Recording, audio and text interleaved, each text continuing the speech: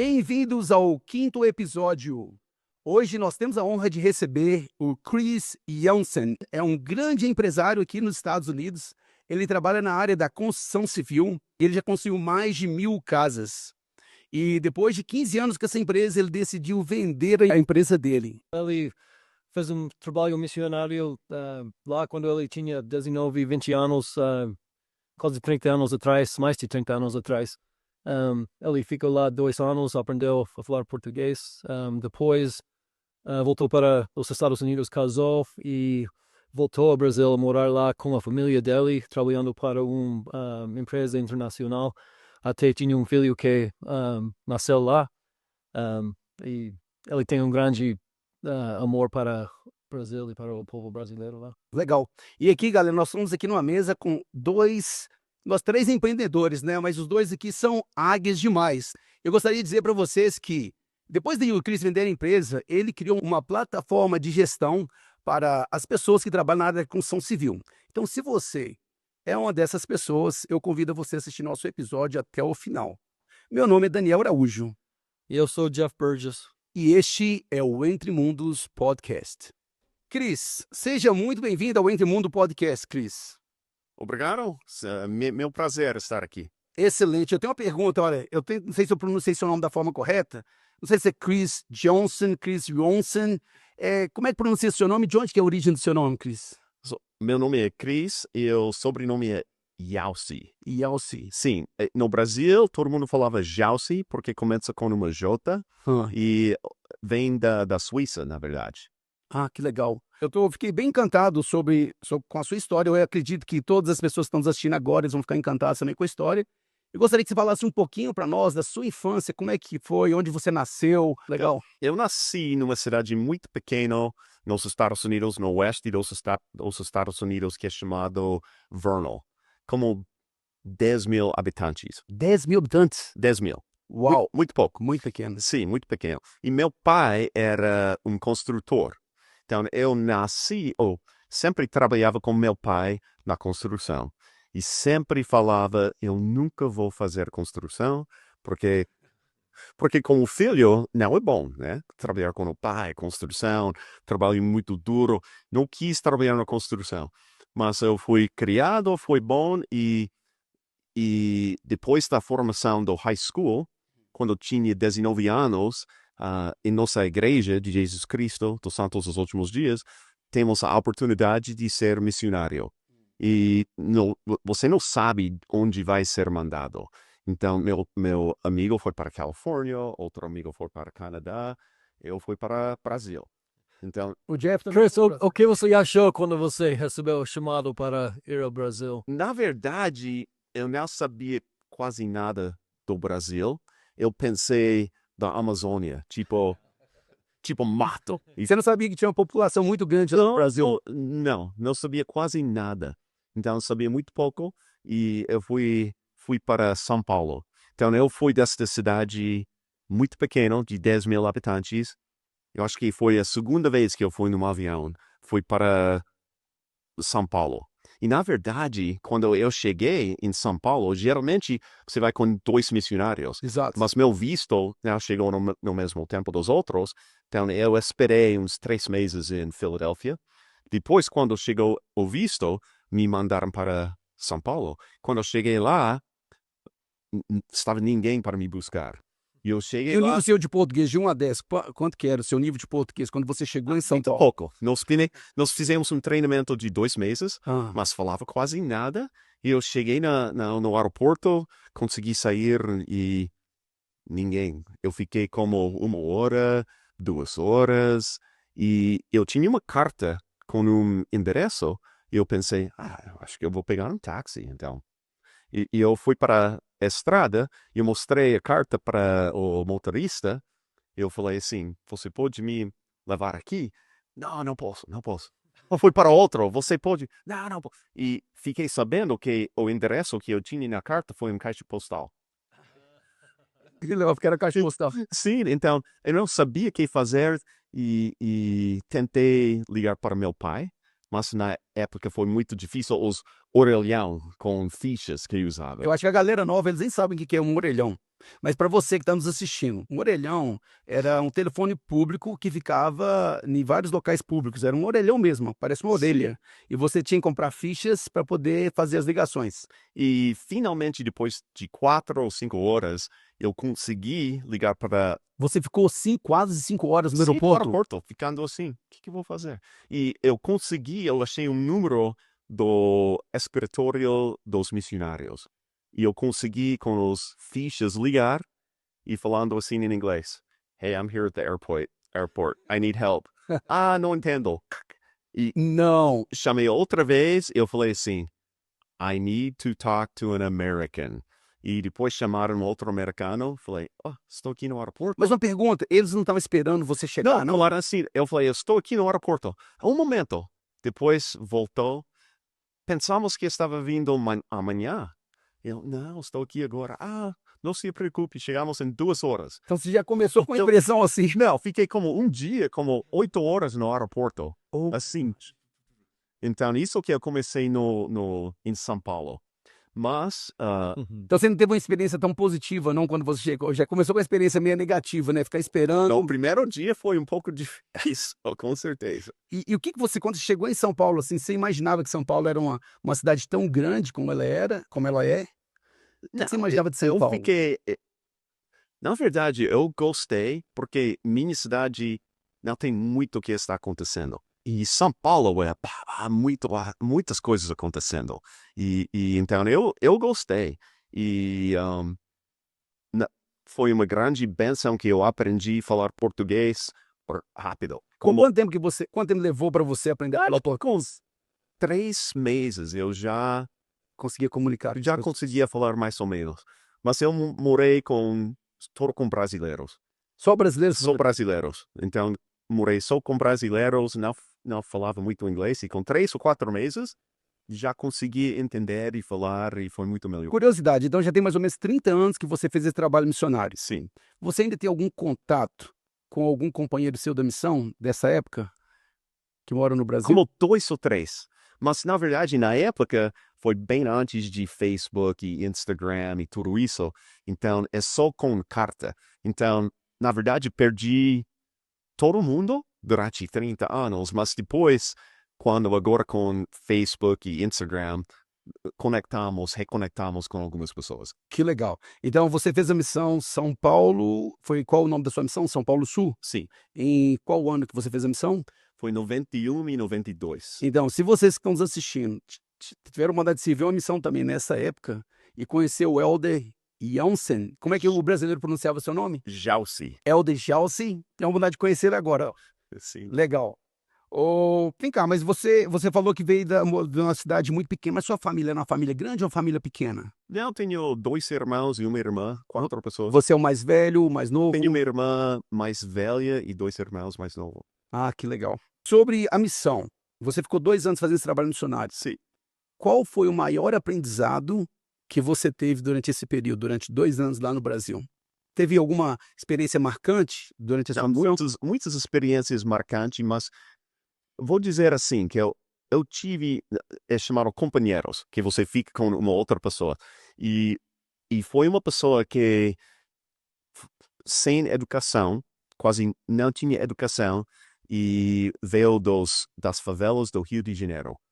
E eu e ele, muito diferente. Um contraste muito grande. Muito. E nós ficamos como melhores amigos. Sério? Então, eu aprendi que, às vezes, você olha uma pessoa e fica, eu nunca vou ser amigo com essa pessoa que é tão diferente que eu, mas, na verdade, nós ficamos melhores amigos. Então, isso acontece muito, que Tem um ditado no Brasil, não sei se o Jeff já ouviu esse ditado, que fala que os opostos se atraem. Então, totalmente oposto se atraiu, né? Que legal que você criou uma conexão legal com esse companheiro seu do Rio de Janeiro. Sim. Você falou que veio de uma família empreendedora. Seu pai trabalhava na área da construção civil. Sim. Quando você voltou da missão, você chegou a fazer uma faculdade? Sim, eu voltei da missão, eu fui para a Universidade de Utah. Ok. E, na verdade, eu ganhei um emprego de Fidelity Investments, ser um tipo stockbroker de ações. E, na verdade, eu pensei na época, puxa vida, emprego muito bom, as mulheres vão gostar, vão ficar ricos, tudo isso. Mas, na verdade, na época, ficamos num cubo pequeno, Pequeno. por um telefone. Não se tinha encontrado com moça nenhuma. Não, você fica no telefone o dia todo. Brr, olá, tudo bem? Olá, tudo bem? E fiquei assim como 6 meses, eu estava ficando louco. Eu vou perder minha mente, eu pensei. E eu olhei fora um dia e eles falaram que na época de fazer os impostos, tinha muitas pessoas.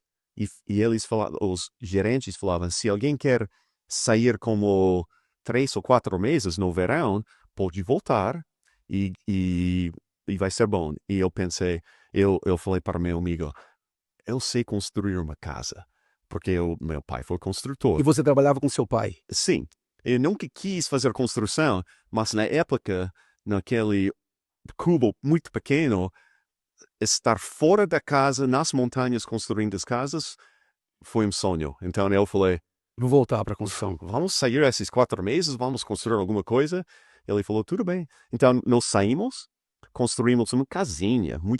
Meu pai nos ajudou um pouquinho, construímos uma casinha. E na verdade, quando voltamos para Fidelity, eles perguntaram, voltamos com aquele telefone bem grande, né? Na época, Motorola? Motorola bem grande, como um construtor. Ah. E eles falaram, o que você está fazendo? Fidelity tem que ser sua vida. E falaram, o que vai fazer? Vai ficar aqui ou vai sair? E eu pensei, acho que eu vou sair. Então, mandaram um papel assim e falaram assim, escreve o que você vai fazer. E eu pensei, sozinho, eu e o gerente, escreve o que você vai fazer. Eu sabia que escrever, então eu escrevi, I quit. E fez assim.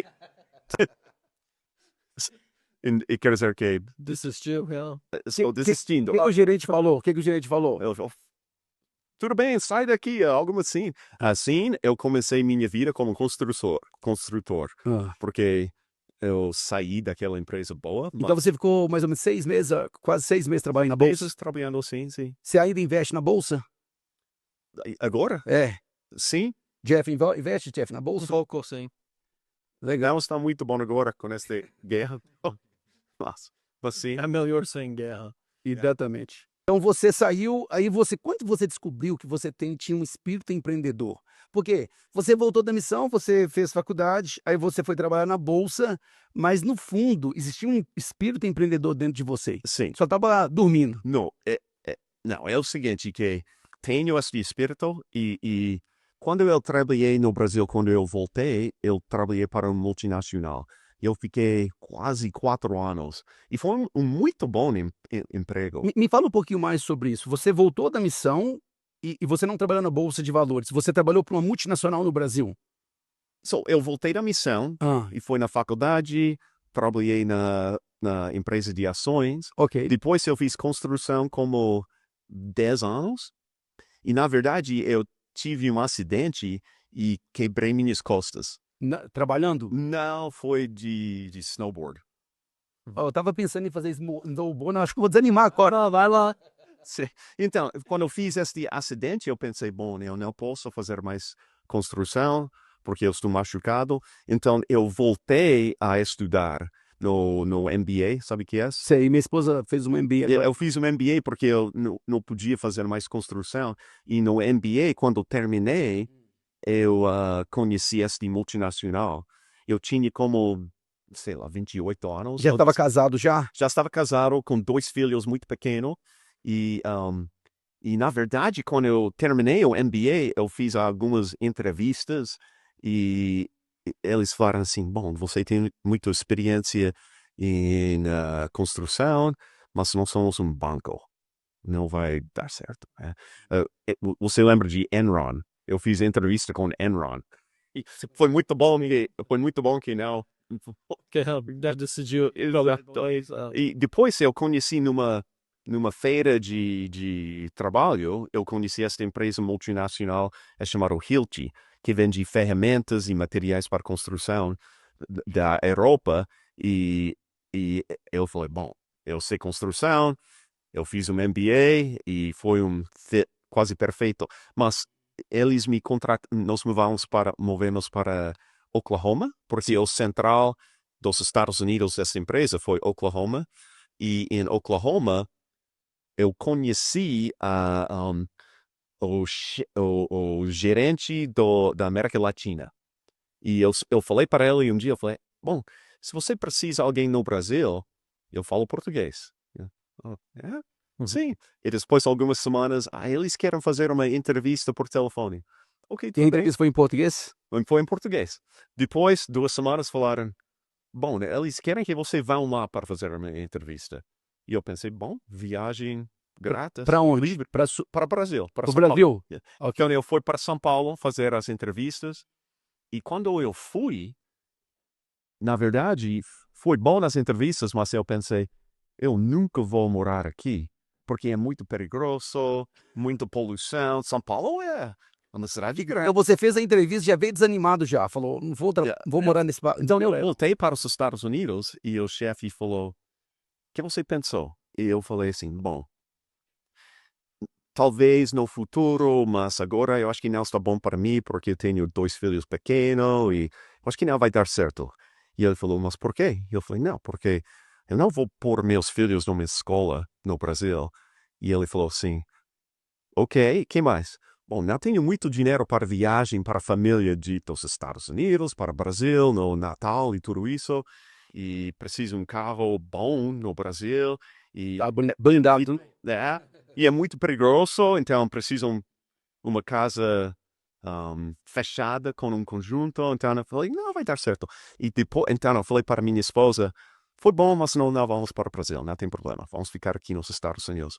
Depois me chamaram, depois 3 dias, e me deu uma oferta, e não sabia, mas quando eu estava falando que preciso de carro blindado, preciso de escola pagar.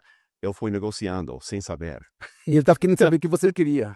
Então, eles deu uma oferta que foi carro da companhia, Escola dos filhos, escola para os filhos, aluguel, privadas, um aluguel, uma casa muito boa num condomínio fechado.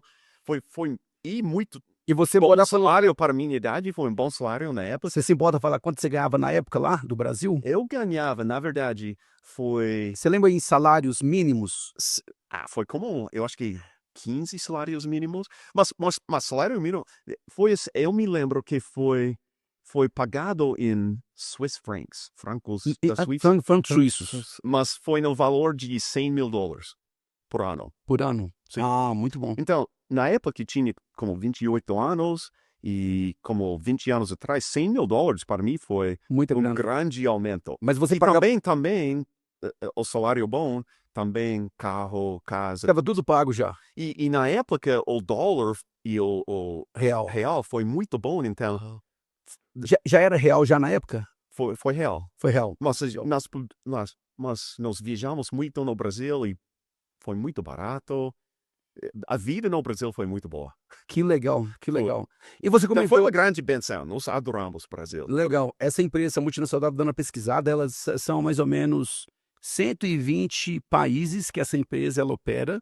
E eu acho, se não me engano, eles têm 350 mil funcionários. É uma empresa gigante. Mas sabe o que aconteceu que eu ouvi depois que eu cheguei no Brasil trabalhando? Que o diretor de marketing, ele foi da Europa, de Holland. Mas foi da Europa e o que aconteceu é alguém entrou na casa dele, roubou ele, pegou pistola assim, quase matou e ficou muito desesperado e o cara saiu. Eu estou saindo do Brasil e eles ficaram sem um Diretor de marketing. E você tomou o lugar dela? Sim. E isso aconteceu. E quando Mas eles não te falaram isso, não. não, ninguém falou nada. E na época que isto aconteceu, eu fiquei assim, se precisa uma pessoa no Brasil, eu falo português. Então, isso que aconteceu. E quando você ficou sabendo que isso aconteceu com ele? Quando você já estava no Brasil? E como meses antes de chegar no Brasil, mas não, Jeff. foi todo mundo brincando sobre isso. Você ficou lá quanto tempo? Ficamos 3 anos. 3 anos. Sim. A sua esposa, ela aprendeu a falar português? Bom, ela Na verdade, quando nós chegamos durante o primeiro mês, ela chorou muito, ela chorou todos os dias. Porque eu cheguei, fomos para um hotel e eu fui trabalhar.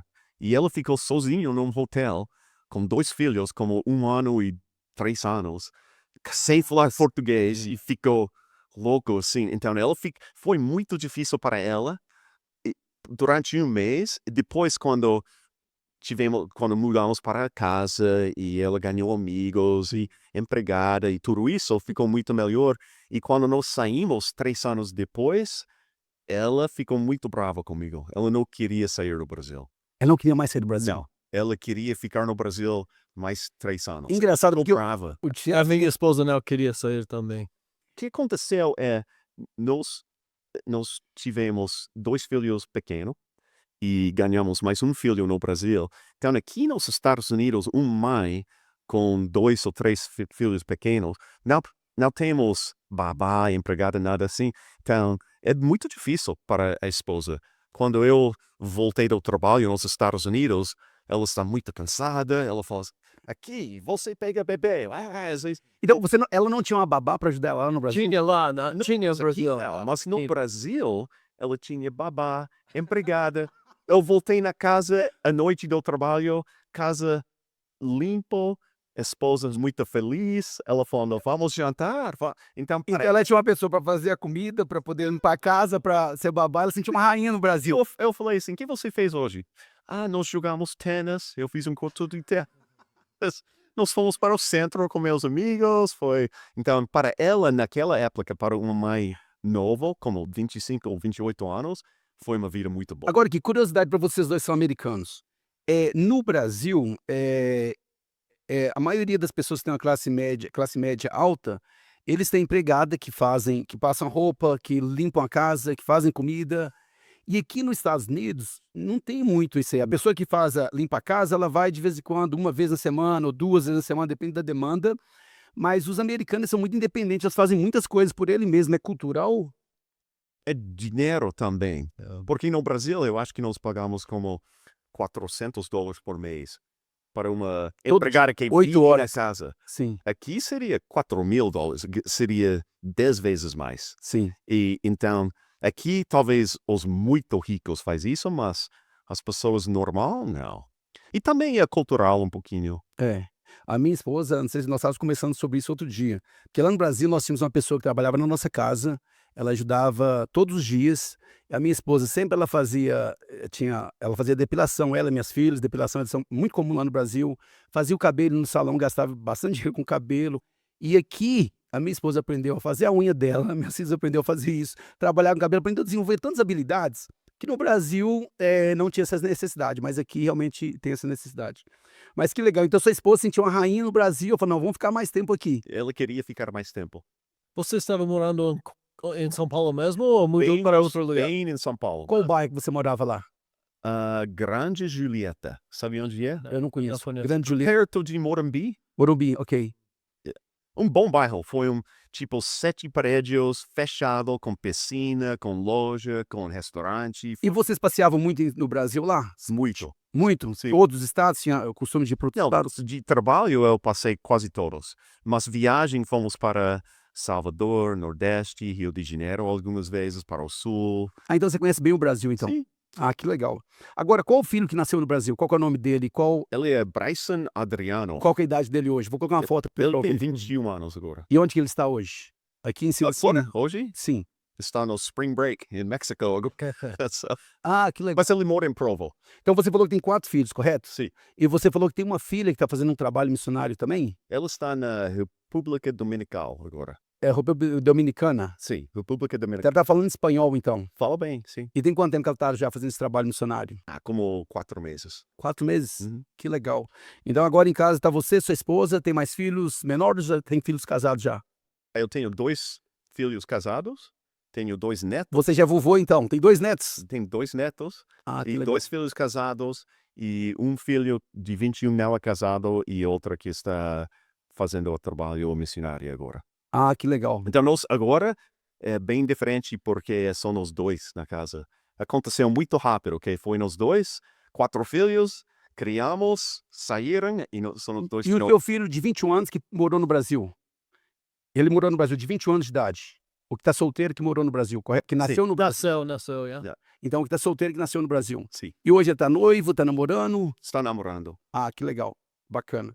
É mais ou menos a mesma experiência. né? Quando Similar, você... assim. Ah, Nós não ficamos tanto tempo, mas... mas você falou que Minha você foi... esposa queria ficar mais adorou também, ela gostou muito. Mas eu vou falar o segredo. O segredo sabe o que é? Isso É a água do Brasil. Quando você bebe a água do Brasil, você não quer... pô, do Rio. Cara, me fala uma coisa. O que você achou diferente nas pessoas? Você acha o brasileiro muito amigável? Sim. O que você achou do povo brasileiro? Do povo brasileiro, muito amigável, pessoa muito bom, adoramos os brasileiros. E o povo é maravilhoso, comida maravilhosa. Agora, o povo é maravilhoso, mas é diferente também. Por exemplo, no trabalho, que eu fiquei um pouco desassustado. Nos Estados Unidos, chegamos tipo 8 horas, 7 horas, 8 horas da manhã, e às 5 saímos do trabalho. E tentamos ser muito eficiente durante o dia. O brasileiro chega 8 ou 9, e no primeiro dia, tipo 5 horas, e todo mundo trabalhando. 6 horas, todo mundo trabalhando. 7, 8 horas da noite começaram a sair do escritório. E eu fiquei, puxa vida, eles trabalham 12 horas por dia, mas durante o dia não são tão eficientes como os americanos. Por exemplo, almoço no Brasil é sagrado. Exatamente. É sagrado. Você estranhou muita cultura esse horário de almoço ou você continuou com a rotina americana? Não, sempre eu saí, ficamos 1 hora saindo para restaurante, mas eu me lembro uma vez, as pessoas da Suíça, os chefes da Suíça, vieram para o Brasil para fazer reuniões, e a cultura é comprar sanduíche e nem sair do escritório. Você não levava ele para os rodízios, não? Rodízio de carne? E eles não falavam português, e comendo o sanduíche, eu estou ouvindo os brasileiros, não gosto disso, eu vou sair, isso não é bom. E depois as pessoas da Suíça falam assim, o que eles estão falando? Eu falei, bom, eu acho que eles não vão trabalhar aqui mais, se não pode sair para o almoço. É muito importante. Ok. Então são culturas diferentes, assim. Você teve a oportunidade de levar eles na churrascaria brasileira lá, esse pessoal europeu que vai pra... Muito churrascaria. Muito bom, né, lá em São Paulo? Sim, Que legal. muito bom. Legal. Agora, como é que foi? Você fala assim, olha, já chega, vamos voltar para os Estados Unidos. Por que você decidiu sair da empresa, da multinacional e voltar para os Estados Unidos? Bom, você perguntou sobre como eu sabia que foi empreendedor. Exatamente. A empresa é muito bom. Sim. Eu gostei muito dessa empresa. Me tratou muito bom e eu podia ficar. Porque tinha um salário bom, tinha vários benefícios. Sim, Acredito que você tinha plano de saúde também para a família também. claro, tudo isso foi muito bom. E podia mover para outros lugares no mundo também. Então foi muito bom. Mas eu tive muita dificuldade de trabalhar para outra pessoa e fazer coisas que eu não acreditei foi a coisa certa, às vezes. Foi um gasto de tempo. Um exemplo, no Brasil, o real versus o dólar, a economia sempre é Oscilava muito. Oscilava sempre assim. E na Suíça não é tão assim. Então, queriam que eu fizesse um plano de que eu vou vender no Brasil durante 10 anos. E planilha gasta 1 mês para fazer o planejamento para 10 anos. E eu falava assim, isso é um gasto de tempo, porque ninguém sabe o que vai acontecer no Brasil em 10 meses. 10 anos? Não quero fazer isso. Então, coisas assim que eles pediram. Eles engessavam, eles obrigavam você a fazer daquela forma. Ele não te dava liberdade para você tomar as decisões lá que seria melhor para sua empresa. Mas eu não, meu personalidade, talvez é um pouco rebelde, que eu não quero. Se eu não sinto que é certo. Mas eu não acredito que seja rebelde, não. O Jeff pode falar, porque ele também é empreendedor aqui. Eu acredito que o espírito empreendedor, ele faz você ter um diferencial muito grande. Porque você talvez via formas que iria ser muito mais produtivas, mas ele não te dava liberdade para você tomar as decisões. Você ficava mais ou menos preso. E quem é empreendedor não consegue trabalhar. Você falou assim, não consegue trabalhar para as pessoas. Você ia conseguir trabalhar para alguém, Jeff? A vida inteira você foi... Quer saber uma coisa? Eu nunca trabalhei por ninguém, nenhum dia em minha vida. Aí fica Nunca recebi um paycheck. um paycheck de ninguém. E aí imagina só, você trabalhar para uma pessoa, a pessoa te dá ordens e tal, você que é empreendedor, empreendeu a vida inteira, é muito difícil. É muito difícil. Como em 30 anos que eu trabalho, 35 anos, não sei, 4 anos eu trabalhei para outras pessoas. Quer dizer que a maioria, mas esses 4 anos, eu fiquei 3 anos, mas foi o máximo que eu podia. Eu falei para minha esposa, não posso fazer mais, eu vou ficar louco. E às vezes também estou trabalhando e eu vejo oportunidades. Eu não consigo sentar e fazer nada. Não, eu vou ficar assim, porque é meu... Não. Então, mas é uma coisa, você é ou você não é? E pessoas, porque é muito difícil. Às vezes, como empreendedor, você trabalha muito mais do que, por exemplo, com a empresa internacional. No Natal é 3 semanas. No verão, mais 3 semanas. E como empreendedor, pode ser o dia de Natal. E se o telefone está ligando, eu tenho que... Às vezes, nós viajamos como empreendedor, estamos em Havaí, na praia, algo assim, e eu estou no telefone. E minha esposa fica brava. Por que você está? Porque nós estamos de feriados. Por que está no telefone? Por que está trabalhando? E eu tenho que falar, porque eu tenho que pagar para este feriado. Então, tem que trabalhar um pouco. Uma pergunta para vocês dois aqui, porque tem pessoas, a maioria das pessoas, elas nascem com aquele espírito de empreendedor dentro delas. E tudo que elas olham, elas conseguem ver uma oportunidade de negócio. Igual vocês são empreendedores, se você vê uma oportunidade, fala, cara, aquilo lá dá dinheiro, aquilo é bom. Nos Estados Unidos, eu acredito que no Brasil tem muitos empreendedores. Eu costumo falar com as pessoas, quem empreende no Brasil consegue empreender em qualquer lugar do planeta, porque no Brasil o sistema ele vai na contramão, ele não vai a favor de quem quer empreender. Aqui nos Estados Unidos eu acho que é cultural. Vou dar um exemplo. Quando você fala que vai empreender, quem é empreendedor mesmo, ele fala, cara, vai dar certo, eles te apoiam. O sistema, que é muito mais fácil para poder empreender, não tem tanta oscilação em questão das tarifas no Brasil. Eu sou brasileiro e lá é muitas tarifas, entendeu? Sempre está mudando as regras e isso deixa passa uma insegurança muito grande para o empreendedor. Então, e no Brasil, culturalmente falando, o empreendedor, eles enxergam o empreendedor como uma pessoa... Eu fui criado assim, o rico, ele é uma pessoa aproveitador, eles criam certas falas que o empresário não é bom, ser empreendedor não é bom, entendeu? Coloca na cabeça das pessoas. Eu acho que os Estados Unidos é diferente. Mas também no Brasil, eu acho que se você vai ser empreendedor e se não der certo, o risco é grande que você vai ficar pobre mesmo, vai perder tudo, ficar muito pobre, e pessoas vão olhar para você, ele não conseguiu. Nos Estados Unidos, a cultura é um pouco diferente, que se você vai tentar e não der certo, ok, nós tentamos. É melhor tentar e falhar do que não fazer. Mas sabe, É uma cultura diferente. mas eu vou te falar que é uma coisa, a maioria dos empreendedores brasileiros não tem dinheiro para empreender, galera, eles empreendem na raça. Não tem dinheiro, não tem banco para poder ajudar. Então, você que está me ouvindo, que é brasileiro, sabe, se você é empreendedor, você sabe exatamente o que eu estou falando. Empreender no Brasil não é fácil. Então, se você empreende, eu parabenizo você por isso, porque não é fácil. Mas eu vou falar uma coisa também. Eu vejo a geração dos meus filhos, que todo mundo fala, eu quero ser empreendedor, vou fazer isso. E eles não têm nenhuma ideia como difícil ser empreendedor. E o trabalho que vai... É muito, muito, muito... eu acho que eu vou fazer um site, vender as coisas, tudo vai dar certo. Não é assim. É difícil mesmo. É difícil. Com certeza. Uma coisa interessante aqui, quando eu cheguei nos Estados Unidos, eu comecei a trabalhar pro Jeff. E uma coisa interessante que eu observei que, de vez em quando, eu fazia um trabalho pesado. Às vezes eu fazia trabalho de construção, às vezes eu tinha que limpar alguma coisa, às vezes tinha que varrer o chão.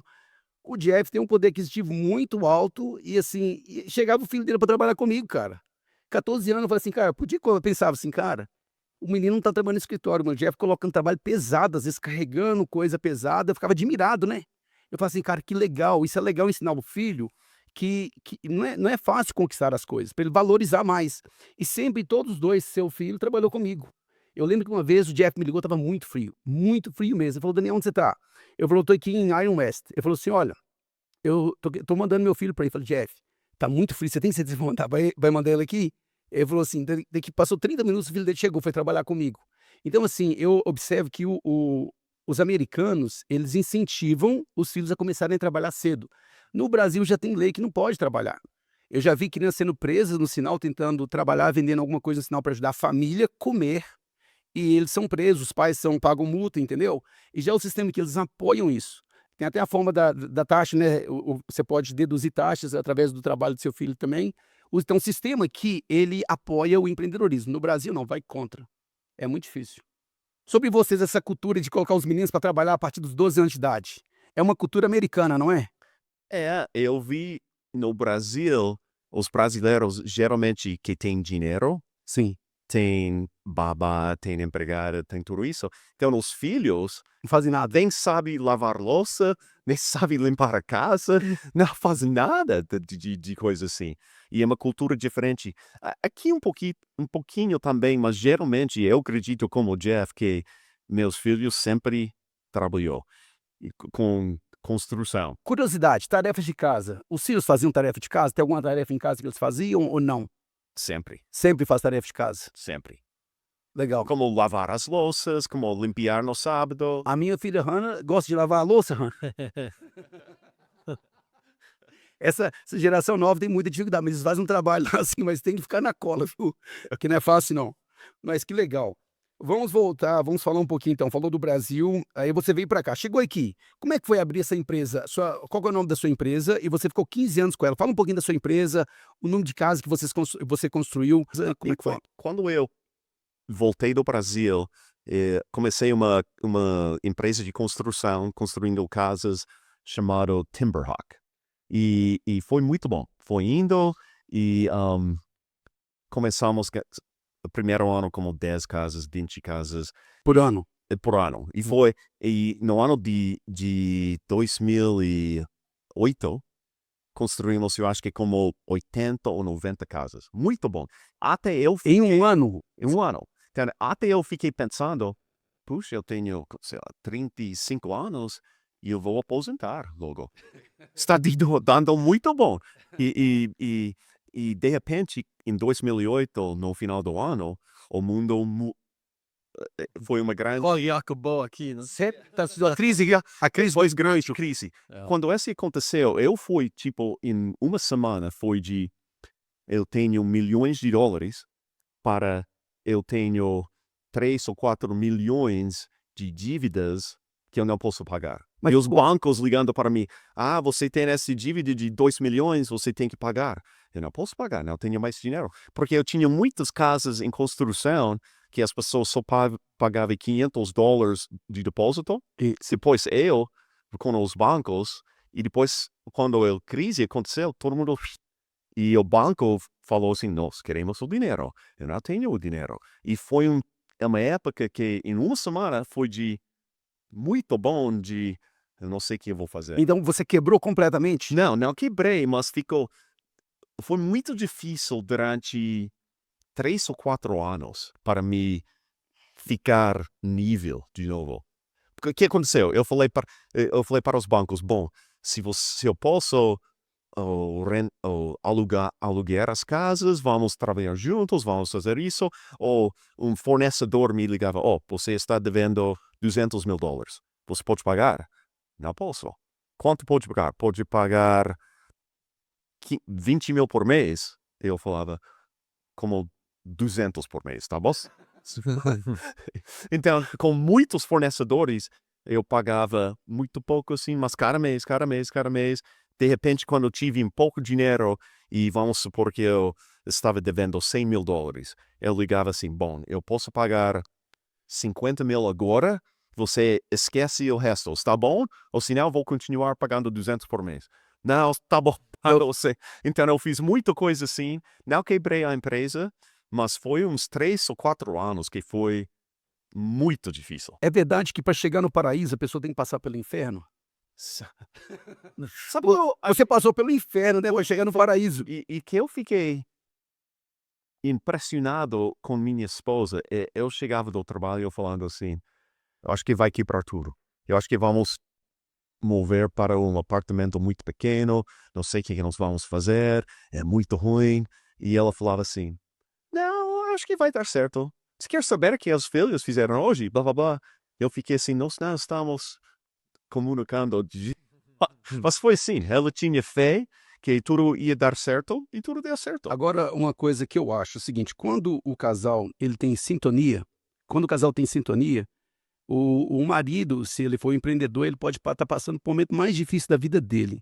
Mas se a esposa apoiar e falar, vai dar certo, eles conseguem vencer qualquer barreira. Eu tenho experiência própria na minha família. É verdade. Então, a sua esposa, ela foi uma fundação para você sólida lá, que te ajudou a não... Porque é difícil, eu imagino que durante muitas noites você não deve ter dormido, acordado no meio da noite, falar, como é que eu vou negociar? Sempre. E uma coisa que eu também passei mais ou menos por uma situação difícil, mas eu acho que nesse período você desenvolveu muito a sua negociação. Você voltava devendo 100 mil, falando, cara, 50 mil, você aprendeu a Sim. negociar mesmo, de verdade, nesse período. Muito, muito. Então eu acho que toda dificuldade, ela impulsiona você para o crescimento.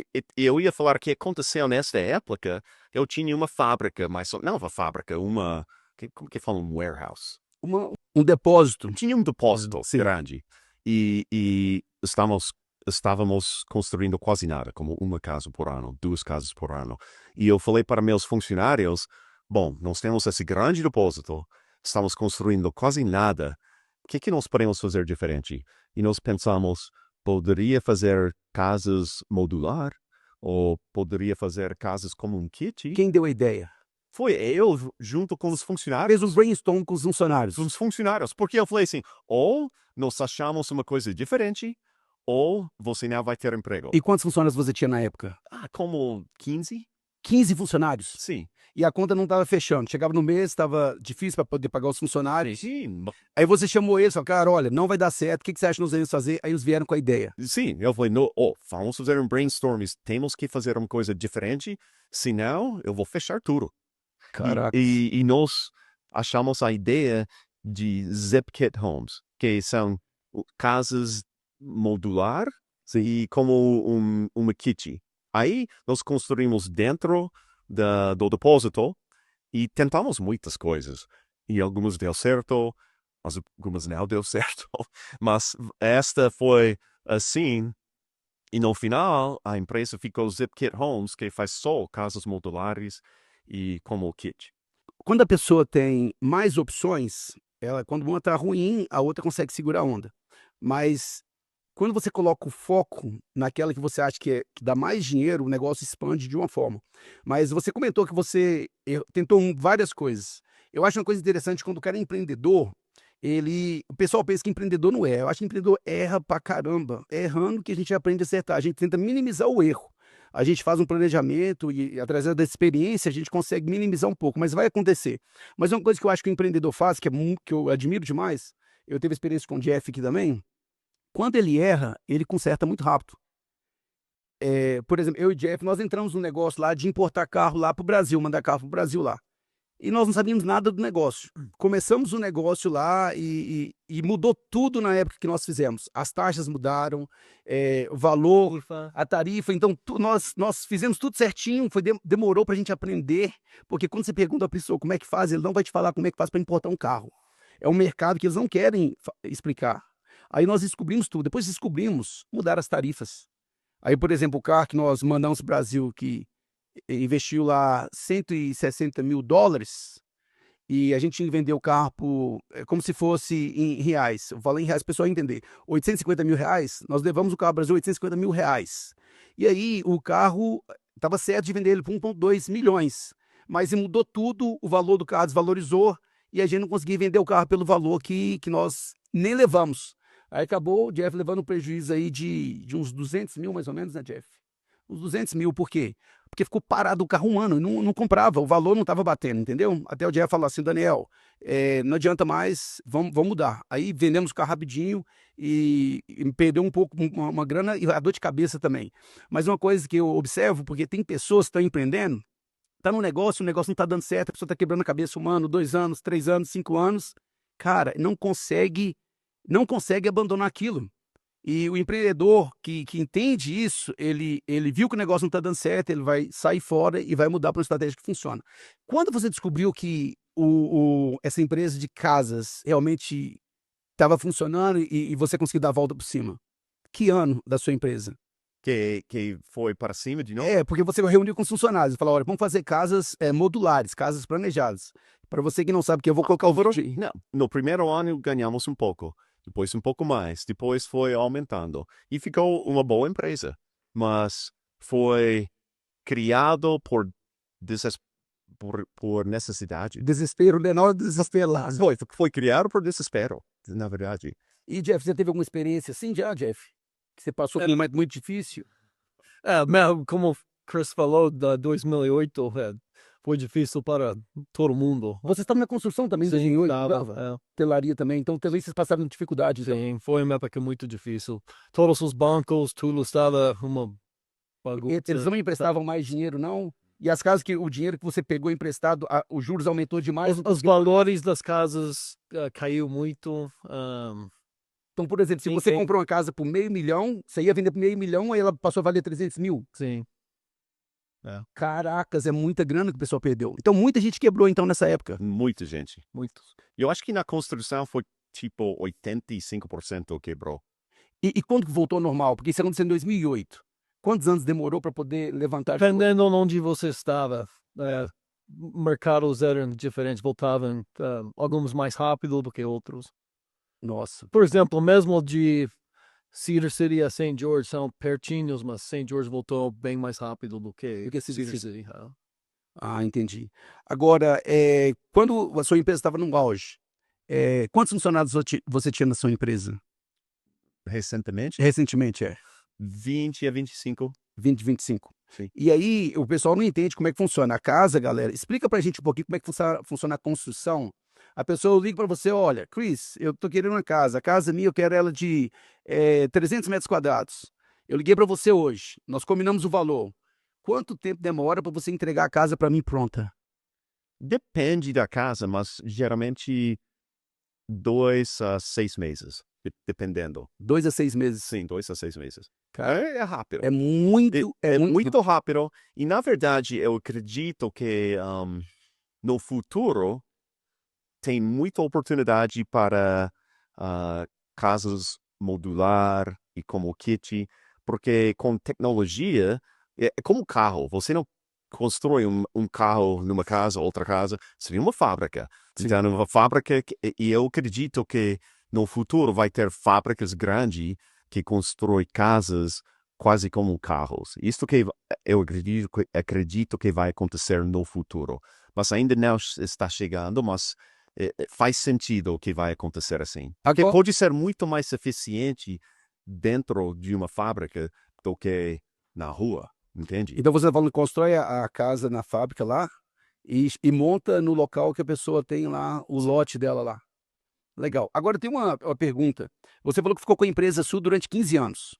Quando você constrói a empresa do zero e você vê a empresa crescendo, é como se você tivesse um filho. Você vê o filho andar, falar papai, mamãe, e você vê ele crescendo e você pega muito amor pelo filho. Sim. E a empresa não é diferente. Você adquire amor, porque a empresa você começou do zero e fez ela valer uma empresa de milhões. Foi difícil vender a empresa? Meu personalidade, e eu não gosto de sempre fazer as mesmas coisas.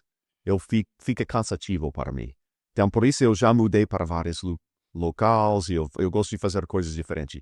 Se a vida fica cansativa, que todos os dias é a mesma coisa, eu vou mudando. E nos últimos anos, ficou assim. Porque quando a empresa cresceu, como Jeff deve saber, como o chefe, todos os problemas vai para você, né? Então, vem um dia que quase o dia todo resolvendo problemas. Porque vai subindo para o chefe e o empresário. Então, às vezes o dia todo foi resolvendo problemas e ficou cansativo e eu falei para minha esposa: eu estou sentindo que eu quero fazer uma coisa diferente. Não sei o que, mas eu estou ficando cansativo, faz 15 anos que estou fazendo essa empresa. Então eu contatei um broker e coloquei a empresa para vender. Então, Legal. Aí quando você decidiu vender a empresa, quanto tempo levou para você vender a empresa?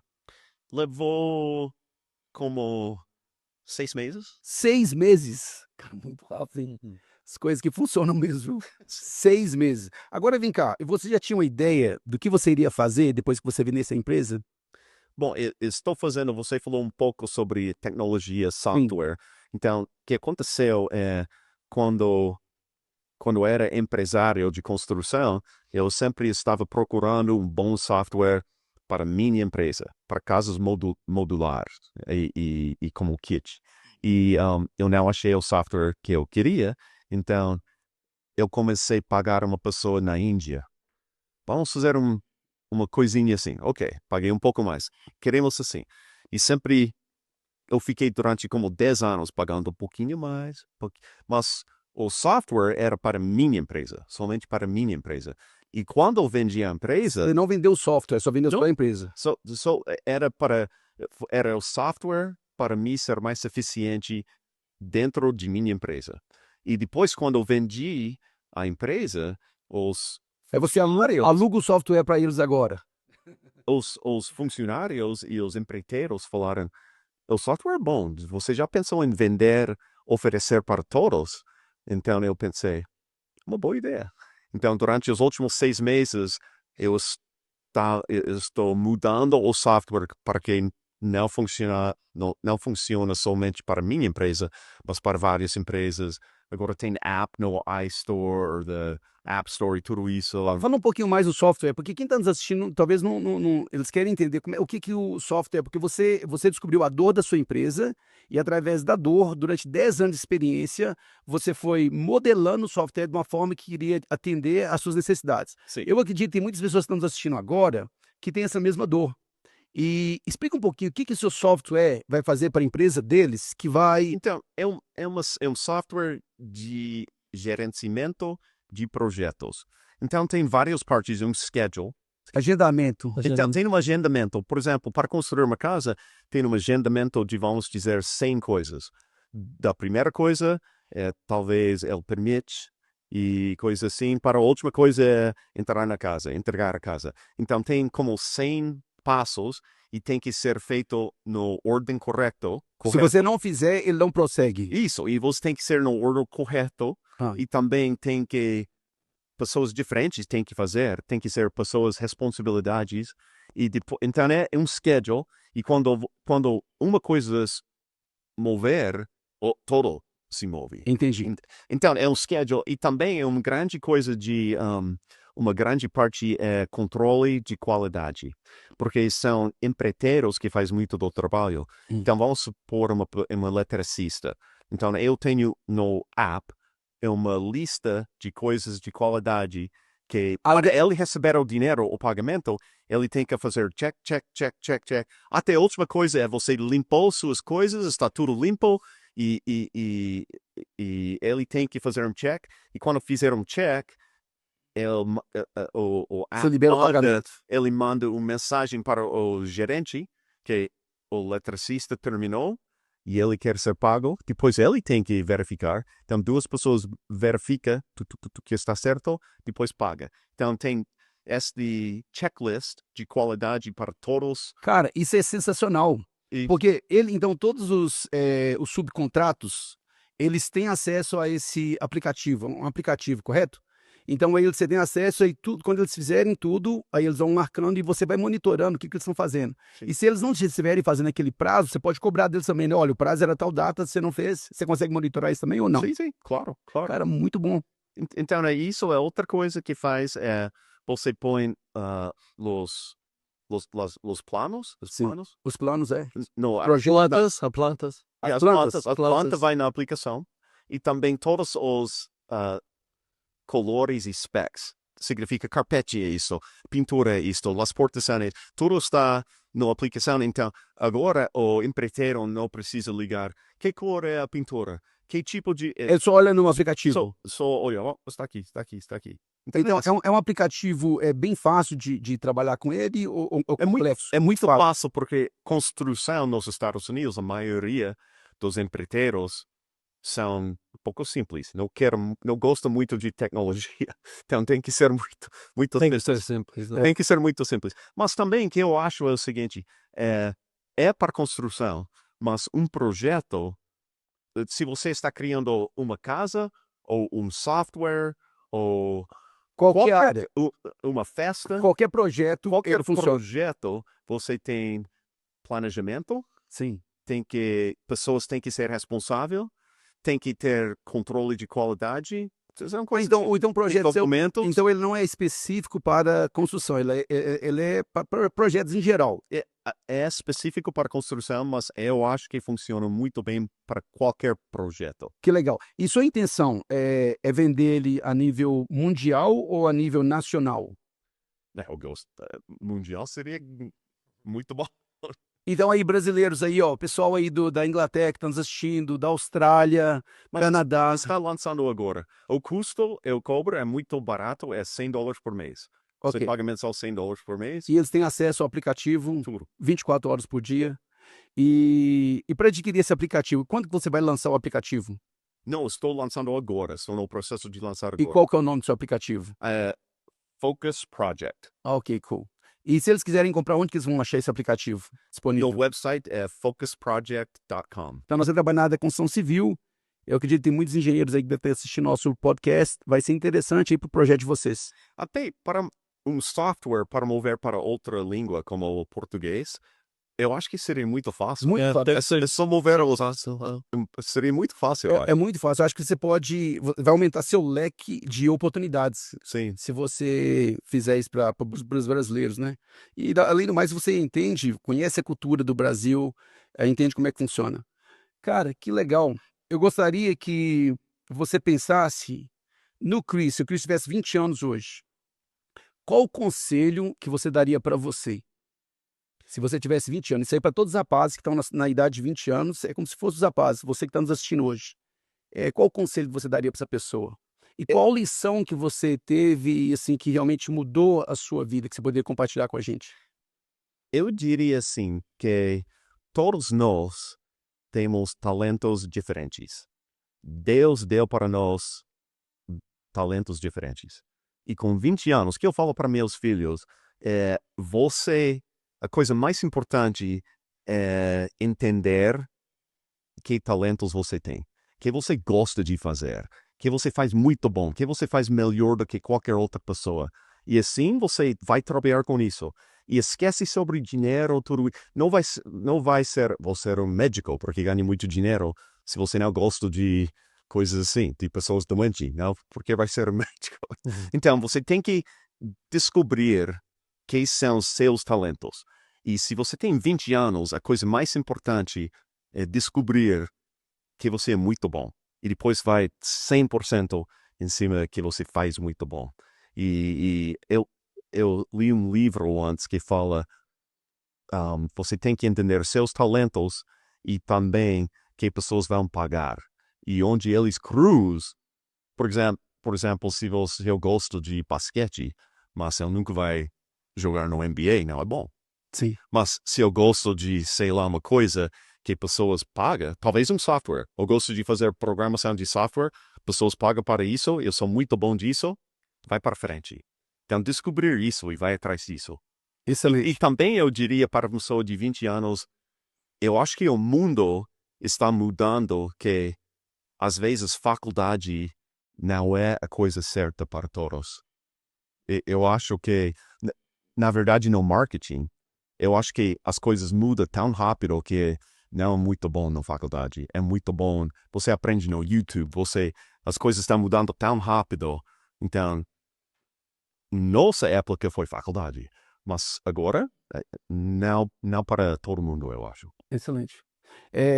O mundo, ele tá, quando você falou, o mundo está movendo muito rápido. O que você aprendeu ano passado, talvez você não consiga aplicar hoje, porque está mudando. E se você não acompanha a evolução, a tecnologia, não tiver antenado para tudo que está acontecendo, você vai ficar para trás. E a outra pessoa que está assim olhando essas oportunidades, vai estar na sua frente. Então, isso que você falou é realmente muito verdade, porque no passado eles focavam muito em, ó, você tem que estudar, você tem que fazer isso e aquilo, mas hoje em dia tem muita coisa de graça. Você entra no E YouTube, eu acho que você tem que estudar. Estudar é muito, muito importante. isso dá na área que você gosta, né? Mas Desenvolvendo estudar aquilo na lá. faculdade, que eu dizendo talvez não é certo, estudar livros, YouTube, porque as coisas estão mudando. Pode aprender qualquer coisa sozinho se você se esforçar um pouco. Até eu adoro estudar. Eu estou aprendendo. Eu tenho um degree eu sou formado em marketing e esta coisa de internet e Instagram e social media eu não entendo muito bem. Então eu estou aprendendo agora, mas eu gosto. É muito legal para mim aprender isso. É uma coisa que eu gosto de fazer, aprender coisas novas. Excelente. Cris, para fechar nosso episódio, eu gostaria de fazer a última pergunta para você. Você tem muita experiência, viajou para vários países, você morou no Brasil, você trabalhou na multinacional no Brasil, foi diretor de marketing lá do Brasil, você empreendeu aqui nos Estados Unidos, começou a empresa do zero, essa empresa fez essa empresa prosperar muito, e você chegou a construir mais de 1.000 casas, empregou muita gente, e você desenvolveu muito em todas as áreas da sua vida, eu acredito. Você é uma pessoa que tem um espírito empreendedor, uma pessoa que gosta de sempre estar aprendendo, como você falou, gosta de ler, gosta de estar atualizado. Então, você construiu muita coisa ao longo da sua vida. De tudo que você construiu, do sucesso que você teve na sua vida empresarial, você é um pai de família, você falou que tem 4 filhos. O que mais te dá orgulho? Se eu perguntar, Cris, você foi um cara que conquistou muita coisa. Mas o que mais te dá orgulho? O que você falaria pra gente? Isso é difícil, mas eu diria quando eu vejo meus filhos tendo sucesso sem minha ajuda, isso dá muito orgulho. Por exemplo, eu vejo meus filhos e eu penso, puxa, se eu morrer agora, meus filhos vão estar ok. Porque criamos filhos que podem se virar na vida. Então, para mim, isso é provavelmente a coisa mais importante do que dinheiro é dinheiro. Vem e vai. Mas os filhos e a família é a coisa, eu acho que é mais importante. E dá mais orgulho para mim. Excelente. Cris, muito obrigado por você participar desse 5º episódio. Foi um prazer ter você aqui no nosso estúdio. E muito obrigado pelas suas histórias, ter compartilhado tanta coisa nova. Eu tenho certeza que quem nos assistiu hoje vai poder aplicar as coisas que eles aprenderam e entender que a vida não é fácil para ninguém. Não. Mas você pode escolher ser a pessoa que fica reclamando da vida ou ser o protagonista que vai e faz a coisa acontecer. Você foi o protagonista da sua vida. Você não ficou reclamando da crise que aconteceu em 2008. Você não ficou reclamando das condições que você foi posto. Você só vestiu a camisa e fez o negócio acontecer.